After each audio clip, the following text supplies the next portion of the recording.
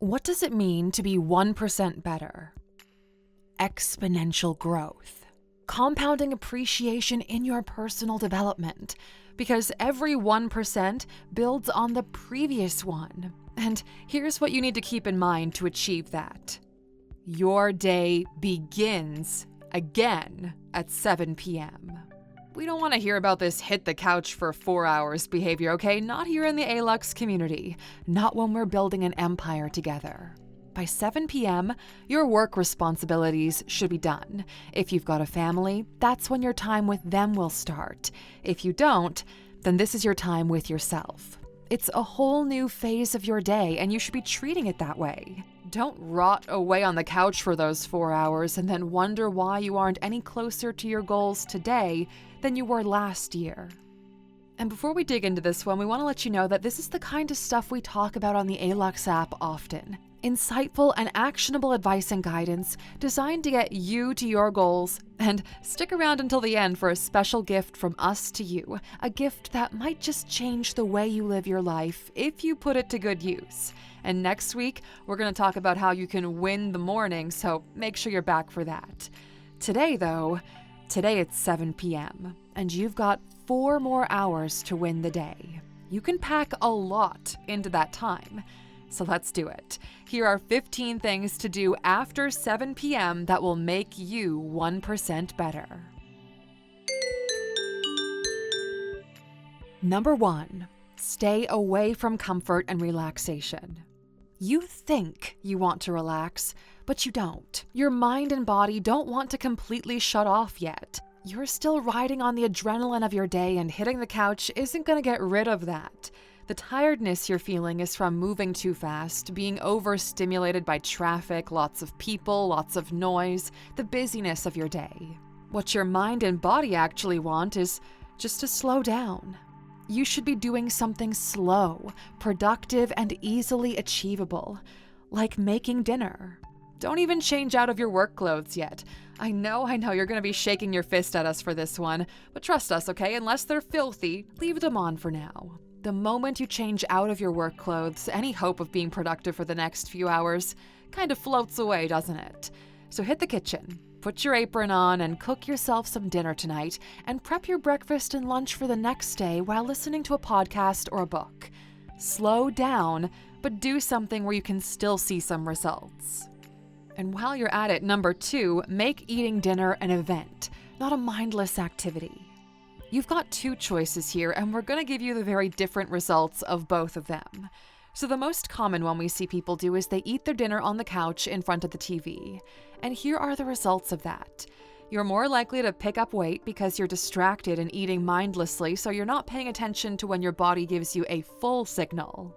While at the same time, you don't get as much enjoyment and satisfaction because you're focused on something else. And you weaken your family and social connections because you take away an opportunity for great conversations about your day. But to contrast, here are the results of eating at the dinner table. You're more mindful of your eating, so you're able to enjoy it more, control your portions, and digest and process it better. You create a sense of routine and well-being too, even if you're eating alone. The structure gives you a sense of calm and focus and reduces that overstimulation that can make you feel so exhausted. And if you've got a partner or family, this is a great time to strengthen your relationship with fun, meaningful conversations. For as long as humans have been alive, mealtimes were a time of conversation and connection. Let's not lose that completely, okay? Make an effort to sit down properly for a meal together. And if you do live alone and you feel like you need some company during this time, try calling your friends or family or listening to a podcast. It's still entertaining, but doesn't take a lot of focus for you. Number 3, mix low-impact movement with some easy learning. You know that common 3 o'clock slump you hit during the afternoon? Well, this is usually when the slump will hit in the evening, and if you don't do something to get out and move your body by 7 p.m., you're going to risk falling into it. So go for a walk, do some stretches, get on that exercise bike that's gathering dust. It doesn't have to be anything long or strenuous. Science says your tougher workouts should be saved for earlier mornings, so this one should be more of a physical wind down to clear your mind and let go of that last bit of stress or tension from the day. This is a great time to listen to an inspiring and informative audiobook, or to us, me, the Alux lady, on YouTube or on the app. It's like a good friend in your ear, right there on that walk or cycle with you. Number 4, get your creative juices flowing. All right, now it's time for you to do something creative. Do something that's a challenge, but still allows you to see the results quickly. It's like a low-impact workout for your mind. Put on some music and, I don't know, take out a painting kit or something. You don't have to be good at it or anything, just do something to bring out your inner child. Draw, paint, write, play an instrument, even if you do it badly and your neighbors make some wisecracks. Take on a DIY project at home. They seem like small, insignificant things, but Alux, or your mind, loves these things. You release stress, improve your problem-solving skills, your mood, and your self-expression. Number 5, research and work on your personal projects. If you spent just 15 minutes of your evening working on your personal projects, you would be 12% closer to finishing a big personal project like writing a book, developing a website, or learning a completely new skill. You'd be 62% closer to learning basic photography editing, graphic design, or conversational skills in a new language. 15 minutes, Aluxer. That's it. Number 6, finish up small admin tasks. As your night winds down, you should be closing up the gaps in any menial tasks of your day. So respond to those quick emails, file paperwork, and tie up whatever small loose ends you have left so that you can wrap up your admin. But make sure that each wrap-up takes less than 5 minutes. If it's more than that, put it on the schedule for tomorrow, okay? This isn't the time to go down any rabbit holes, because with that, you risk not resurfacing until like 1 a.m. and you've messed up your entire sleep routine. So clear the clutter from your mind tonight so that tomorrow can be more focused and productive. And on a similar note, number 7, make tomorrow's mundane decisions tonight. Because small decisions in the morning, like what you should wear, pack for lunch, and even pack in your work bag, take up a huge chunk of your decision-making energy in the morning. And they're small, meaningful decisions, so they really shouldn't drain all of your resources like that. You're in a more relaxed state in the evening, so your brain can handle these decisions a lot better. You're not under any time constraints, so you don't have the pressure and stress of that urgency in the morning routine. And by this time, you've experienced the flow of the entire day, and your mind has already processed what you have to do. That context and foresight makes it a lot easier for you to prepare for tomorrow, tonight. Number 8, your morning is like a playset, so design it well. Actors rehearse their lines and actions for plays so often that eventually they don't even have to think about what they're doing anymore. It just becomes a part of their muscle memory.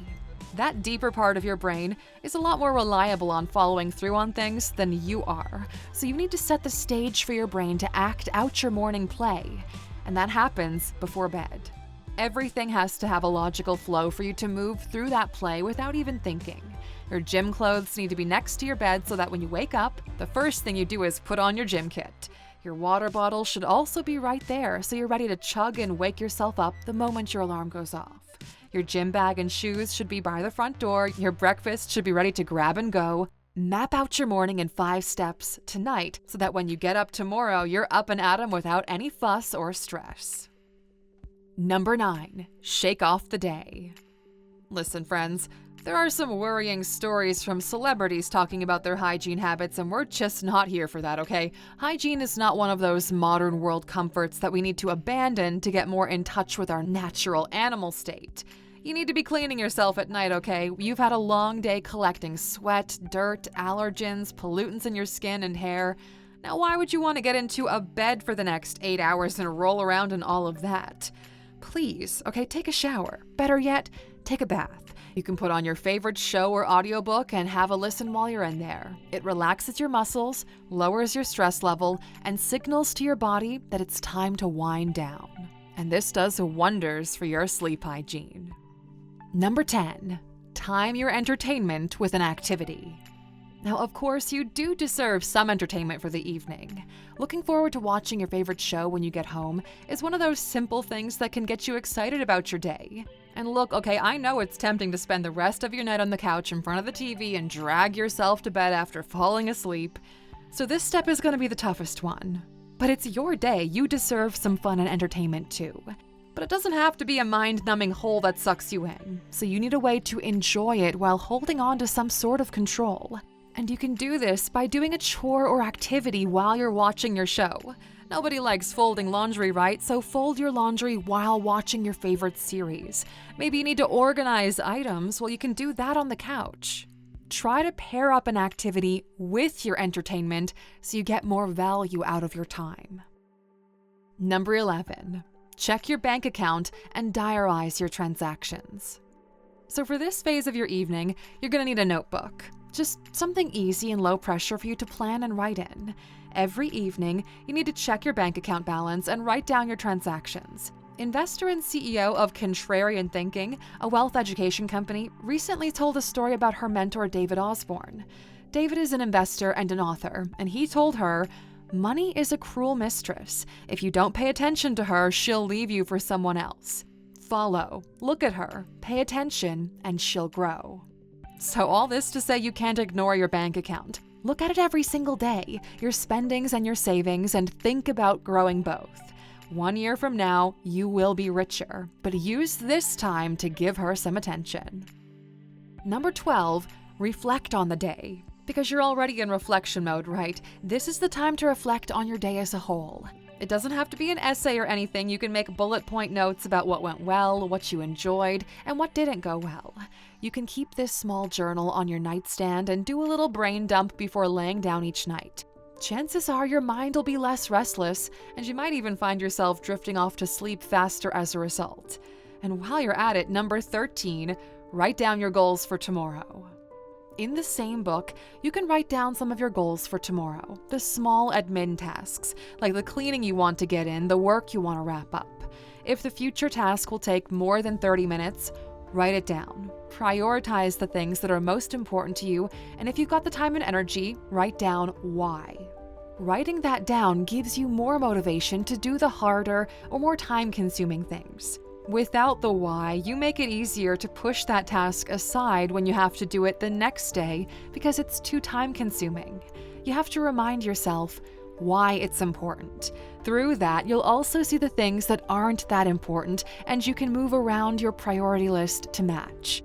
This is also a good time to plan and save the podcasts, audiobooks, and playlists you want to listen to in the next day. Again, this small action will save you an abundance of time and energy tomorrow. You don't have to spend time picking and choosing. It's all laid out for you already. Number 14, put the damn phone away. Now that all of your tasks and chores are done and you've moved through your routine, it's time to put your phone away, okay? Don't bring that shit to bed with you. You know you're just going to end up scrolling far longer than you planned to. And that blue light is terrible for your sleep no matter how many hours you get. You'll notice an immediate difference when you put your phone away at least half an hour before bedtime.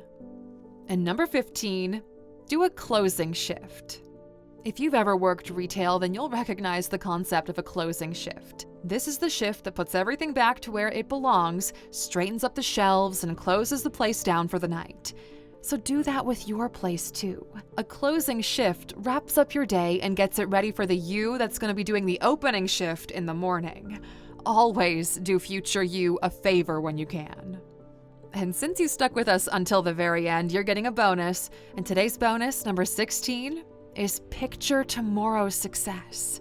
Visualization is incredibly powerful, Aluxer, so visualize the things you need to do tomorrow and imagine yourself doing them successfully. No matter how big or small it is, if it pops into your mind, imagine yourself getting it done. This visualization will boost your motivation, give you a sense of direction and focus, and mentally prepare you for what it needs to do. It also ends your day on a light, positive note. And sometimes in this day and age, boy, do we really need that, right? 1% better leads to exponential growth. It's a compounding effect because every 1% builds on the last one. Eventually, it leads to mastery of skills, knowledge, and performance.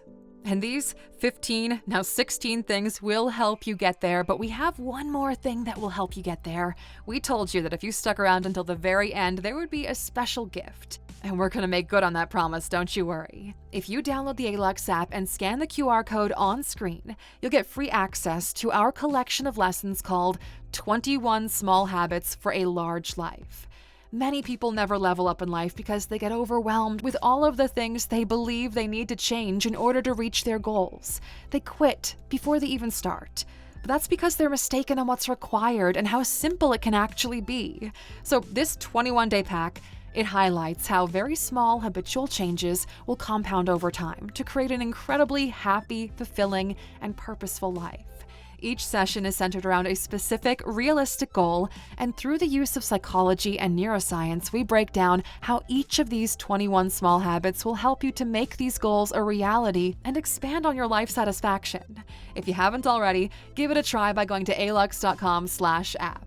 And if you know you want in and feel like skipping that free trial, scan this QR code instead. It'll get you 25% off your yearly subscription, which includes not just this curated collection, but all of them, even the industry expert collections.